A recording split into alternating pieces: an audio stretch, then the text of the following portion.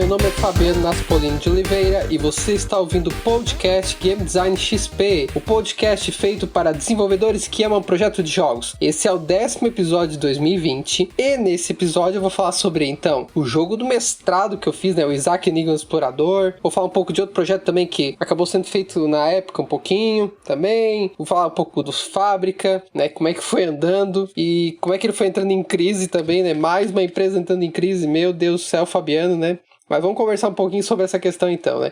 No outro episódio, então, um pouquinho do início do Fábrica. Comecei a falar também um pouco sobre a questão de, tratar ele como um hobby, né? Eu tentei no início tratar ele como negócio, mas depois abandonei logo por causa da minha autossabotagem pelas experiências passadas que eu vivi na Cell Games, né? E do que não deu certo por eu ter fechado a empresa. E de como isso foi me prejudicando ao longo do processo de achar que, meu caminho não é empreender mais, é ter um caminho seguro da aula. E foi o que eu fiz de fato, né? Dando aula em universidade e fazendo esse caminho de fazer mestrado e tal, e doutorado e por aí vai, né? E é isso que estamos aqui, né? Começando o mestrado, apareceu a oportunidade de fazer esse jogo junto à minha pesquisa, que eu tava fazendo no mestrado, e aí surge a ideia de fazer o Isaac, o Enigma do Explorador. Mas na verdade o que acontece, gente? Para a minha pesquisa, como se tratava de um método para criar jogo divertido e educativo, eu precisava de um jogo para validar isso, para ver se realmente funciona, se realmente está criando um jogo educativo e divertido, entende? Então, era um pré-requisito para que eu pudesse desenvolver um jogo. E aí, com isso, precisava fazer um jogo. Inicialmente, eu pensei em fazer o Salve a Natureza Curupira,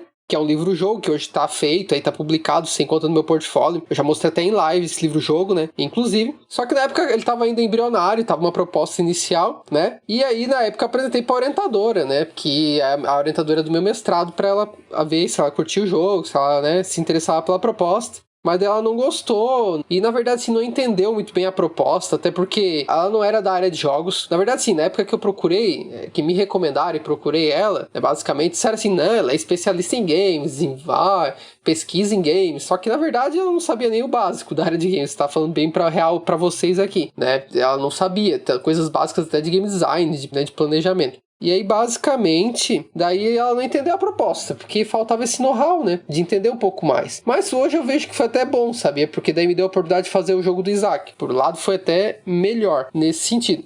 E aí esse jogo aí era um jogo que já estava sendo feito ali dentro do laboratório de pesquisa que eu estava fazendo parte, né, por causa do mestrado. E daí, nesse jogo aí, o que acontecia, tá? Era feito com alunos também, né, dos cursos ali da faculdade, e aí esses alunos, a maior parte deles era por voluntários, que ajudavam no projeto, e outros, eles tinham bolsa, né, para receber, para poder trabalhar no projeto. Esse jogo ele era uma continuação de outro que já tinha sido feito por eles, não por eles alunos, né, pelo laboratório em si. Com outras pessoas que trabalharam nele, que foi o Mistério das Chaves. Daí, o que acontece? O Mistério das Chaves foi lançado, mas foi um jogo, assim, ruim, cheio de bugs, tá? E cheio de dor de cabeça e problemas. Tanto que depois eu publiquei um artigo fazendo uma avaliação desse jogo e, nossa, em termos de diversão foi um desastre, né?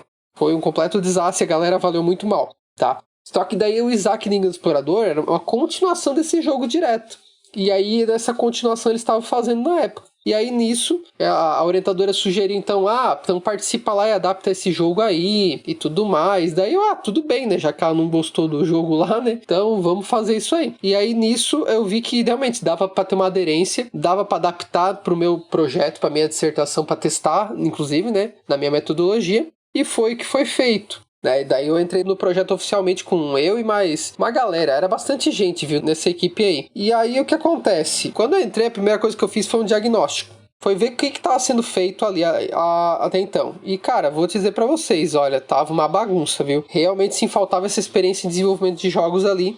E não é à toa que eu já tinha percebido isso nessas questões que eu falei anteriormente. E aí o que eu percebi? Faltava um horizonte de término pro jogo, o jogo tava sem prazo, um prazo, mas assim, ou então botava um prazo, mas não julgava de fato o que era para se fazer. Tava faltando também uma questão de escopo muito grande, né? Então, quer dizer, o jogo assim, era baseado em cidades reais. O jogo era Araranguá, Criciúma e depois ia pra Laguna ainda, entende? A gente foi percebendo logo o processo que, olha, Laguna vai ficar de lado. Não dá pra atender essa cidade. Vai ficar muito complicado. Não tem como. E aí também o planejamento não existia, documentação, registro de nada existia, não tinha uma forma de organizar e centralizar o projeto, existia muita coisa que faltava nesse sentido e que não dava muito para fazer. Então, quer dizer, faltou muita coisa mesmo, estava muito nebuloso assim o projeto. Tanto que teve uma reunião que foi muito exclusiva, que basicamente eles estavam falando de um cachorro e de um extraterrestre para incluir dentro do jogo, para você ter uma ideia. Aí eu olhei assim e pensei, né? Nossa, o que tem a ver um cachorro com extraterrestre no contexto desse jogo, né? Qual a justificativa plausível que eles estão achando pra colocar isso? E eu fiquei, não tem nenhuma, entende? Mas é pela falta de visão de jogo, pela falta de antes estabelecer o que é prioritário e o que não é, né? Então, o que eu fiz nesse primeiro caso foi assim, gente, vamos botar ordem na casa. Vamos organizar as funções, vamos ver como é que ele vai fazer, vamos definir uma proposta de jogo, prazo, e aí foi isso que eu fiz dentro do processo, orientando eles, né? Ajudando muito nessa parte. Foi tipo a Super Nani dos games, entendeu? A gente começou a fazer o processo ali, adequando direitinho cada etapa. A proposta do jogo antes, então, era o Mistério das Chaves, né? Como eu falei pra vocês. E assim, o Isaac, ele ia ser a continuação direta. Então o que acontece? Lá no primeira versão do Mistério das Chaves, o jogo se passava todo na cidade de Araranguá, que é a cidade que eu moro aqui, eu sou natural de Araranguá. Pra quem não sabe, é uma cidade no extremo sul catarinense, tá? Próximo ali na Criciúma, Tubarão. Essa cidade ia contar todos os pontos turísticos da cidade, e aí nisso ia chegar no Museu Histórico de Araranguá, onde ele ia passar, entrar ali, né, para abrir 7 chaves, né, por isso que era o Mistério das Chaves, e aí ele abria a porta do museu, né, e conseguia adentrar uma sala secreta lá que ia ter alguma coisa.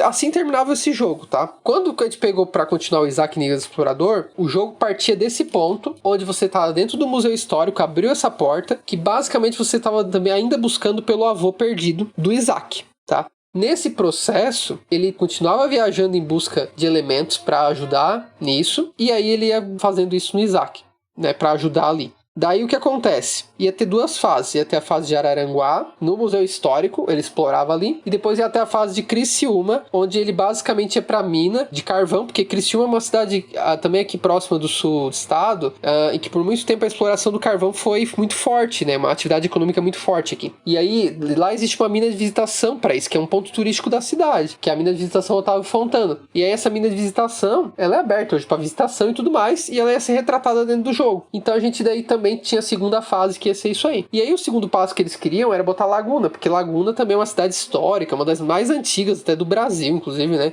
Aqui de Santa Catarina também, e que, pelo Porto, por toda a importância que teve com a Anita Garibaldi, né? Toda aquela história do Brasil que existe em cima, né? De Giuseppe Garibaldi, Anita Garibaldi, enfim. E aí, ia ter essa continuação dessa segunda parte em Laguna. Só que com o cronograma, como não ia rolar, eu disse, gente, não vai rolar isso aí. E aí vai da tua importância quando tu tá tocando o projeto de perceber o que vai ser viável, o que não vai ser. O jogo tem que sair no prazo. Então, ó, Laguna já foi tirado de fora. Então ficou só Araranguá e Criciúma nesse processo, tá? Daí a gente definiu todo o conceito de jogo, os objetivos, fizemos mapas de level design, o jogo era em 3D, tá? E até foi legal, porque esse projeto foi o primeiro jogo que eu fiz em 3D, em terceira dimensão, né? Foi feito em Unreal, né? O jogo. E claro que isso aí foi até uma crítica que a gente fez na época, porque o jogo em Unreal, pra você aplicar em escola pública, depois ficaria muito pesado, né? Mas eu disse, tá, agora vamos tocar como tá, né? Porque a gente não vai jogar metade do trabalho fora, já que vocês já andaram com isso aí, mas tá errado, tá? Eu já deixei bem claro isso aí. Para um jogo educativo, para escola pública, em Unreal é extremamente pesado, né?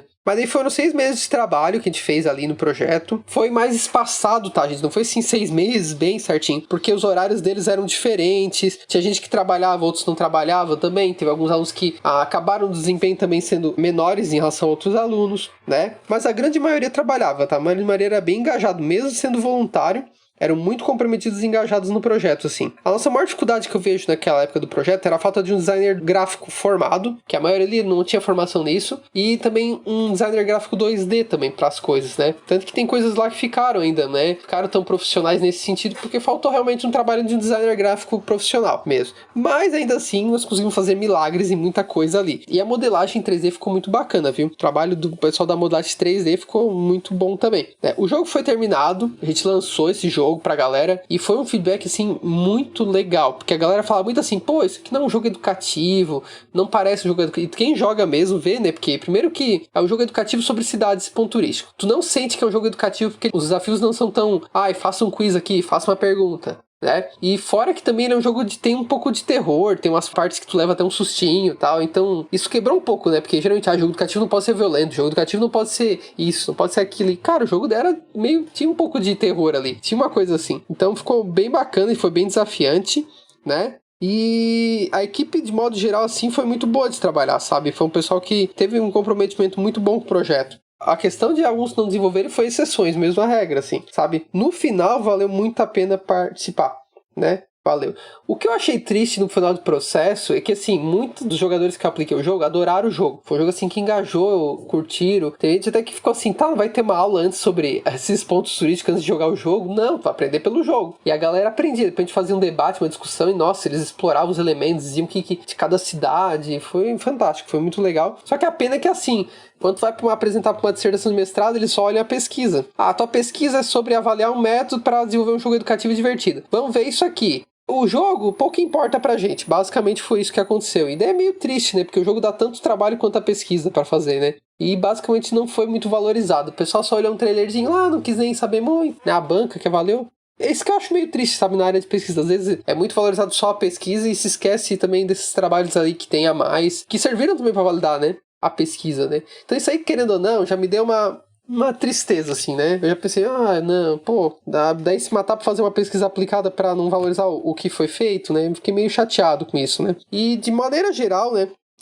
Eu percebi isso mesmo, que o foco era demais nisso e o jogo que se lasque, basicamente. Mas o resultado final foi bacana. Até hoje o jogo tá no ar, o site tá lá no ar. Quem quiser baixar até procura por isaac.ufsc.br, você vai ver que tá lá o jogo pra isso. Mas eu senti que foi muito dada importância pra pesquisa e pouco pro jogo em si. Mas a galera que joga sempre tem feedback. De vez em quando tem um jogo, alguém jogando no Fábrica lá e marca a gente, lá, né, marca ali o perfil. Ah, joguei o jogo, achei o easter egg. Então, isso é bem recompensador, assim. Isso é muito bom. Porque é um jogo que era educativo, que a gente transformou de uma forma divertida, de verdade. E um jogo que a galera joga, entendeu? Não é, eu vou jogar porque eu sou obrigado, né? Então, isso foi muito positivo.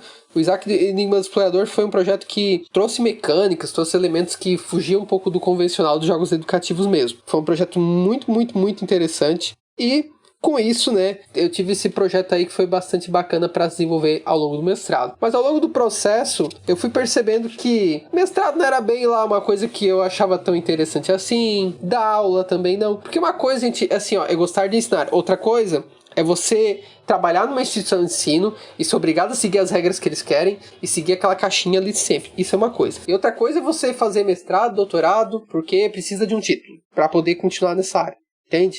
Eu sempre busquei minhas formações pensando no aprendizado. E o mestrado, falando para vocês bem sinceramente, daí cada um tem a sua experiência com o mestrado, né? Mas especificamente esse não foi uma experiência tão de aprendizado, assim, nesse sentido. Tirando a minha pesquisa, não foi tão relevante. A parte de matéria, de disciplina, muito pouco, muito repeteco de coisas que eu já vi até na graduação, inclusive, sabe? O que valeu a pena foi a pesquisa em si. A pesquisa valeu. Só que a pesquisa... eu vejo que assim, se eu pegasse eu e os guris ali que trabalharam no projeto e fizéssemos sozinho, sem vínculo com o mestrado, sem nada, a gente teria feito também da mesma forma, sabe? De boa, assim. Então, acabou tendo uma relevância, assim, pra mim, tão grande no sentido desse, sabe? Ter um título de mestre, sabe? Ok, bacana, mas... pra mim, hoje, não é uma coisa que me traz tanta diferença assim, sendo bem sincero pra vocês. Talvez pra outras pessoas que fizerem outros mestrados, ou talvez tiveram outras experiências, talvez façam, mas pra mim, tanto que eu não tenho essa bobagem de falar, me chama de mestre e tal, não me chama pro Fabiano, entendeu? Não é um título que vai me transformar em uma pessoa melhor, não, em indivíduo. Isso pra mim é bobagem. Tá certo? Mas não tô dizendo como um desincentivo pra te não fazer, entende? Se você quer seguir a área acadêmica,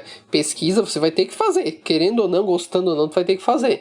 Mas eu comecei a ver que isso não tava mais me sendo um interesse. Já tava me ligando uma pulguinha atrás da orelha assim, me dizendo que, cara, será que é isso que eu quero pra minha vida, sabe? Ficar nisso e dar aula em instituição de ensino e ficar nessa coisa? Ou será que eu quero atuar lá no Fábrica e poder ter uma abrangência maior de pessoas e não ficar restrito a uma sala de aula ali, né? Só ao ambiente. Então é isso que eu fui me colocando. E vocês vão ver que no próximo episódio vai vir a questão do Fábrica de Jogos também ruindo, né? As ruínas do Fábrica de Jogos aí, né? Basicamente não dando dinheiro. E aí eu tava vendo aquele filme da Cell Games vindo de novo. Ai meu Deus, de novo Cell Games nesse processo. Só que nisso as coisas foram mudando e aí teve uma outra solução para isso. Certo, gente? Então, espero que vocês estejam gostando aí do podcast, das experiências. Tô tentando ser sempre contando um pouco mais dos meus sentimentos também, do que eu vivenciei, porque você vai ter isso sim quando for trabalhar, quando for decidir área de jogos, às vezes conciliar com outras áreas. Isso faz parte do pacote. E todo o aprendizado de game design que eu conto, um pouco dessas experiências, tá lá no meu e-book Os Segredos dos Projetos de Games Viciantes. Você baixa de graça lá no site do fabricadejogos.net e você pode aprender mais também, tá bom? Também comenta aí o que você achou, se você já passou por uma experiência dessa, se vale a pena ou não. Enfim, já fez um jogo 3D também? Esse foi o primeiro que eu fiz, né? Teve esses altos e baixos, teve toda essa questão. Então conta pra mim aí no YouTube, no Instagram, marca a gente lá, né? Isaac Jogo, bota uma hashtag aí, Isaac Jogo, e a gente vai acompanhando você. Porque daí a gente sabe que tu tá ouvindo o podcast, né? Comenta lá que é legal, tá bom? Gente, um abraço então. E no próximo episódio, vamos ver aí como é que foi essa história do Fábrica, né? Vamos ver como é que aconteceu isso aí, tá bom? E claro que outros jogos que vieram no pacote. Um abraço, gente, e até o nosso próximo episódio. Valeu!